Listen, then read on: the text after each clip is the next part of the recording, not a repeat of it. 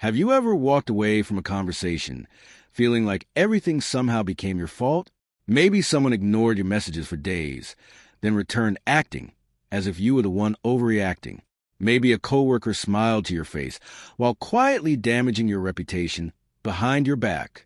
Or perhaps you trusted someone completely, only to realize later they had been studying your fears, your habits, and your emotional weaknesses all along. The truth is, the most dangerous manipulators rarely use force. They control people by controlling emotions. They make you question yourself, defend yourself, and slowly lose confidence without realizing what's happening. By the time you recognize the game, they often already have the upper hand. The greatest weapon against manipulation is not anger or confrontation. It's emotional control. Manipulative people carefully watch your reactions. They notice what makes you angry, insecure, jealous, or desperate for approval, then use those emotions against you. The moment you react impulsively, you reveal valuable information about yourself.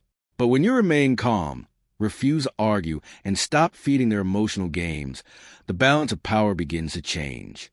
They expect frustration, explanations, and emotional outbursts.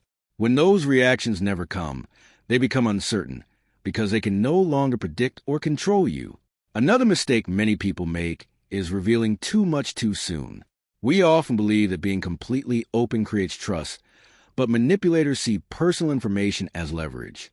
They ask about your fears, your dreams, your past, and your insecurities, not always because they care, but because they are collecting information. Later, during conflict, they use your own words against you. Your fears become pressure points. Your ambitions become tools for guilt, and your insecurities become weaknesses they can exploit. This is why not everyone deserves full access to your inner world. True wisdom is knowing when to speak and when to stay silent. Silence is more powerful than most people realize. You don't have to explain every decision, defend every boundary, or reveal every emotion. The more you over-explain yourself, the more opportunities you give manipulative people to twist your words and keep you trapped in endless arguments.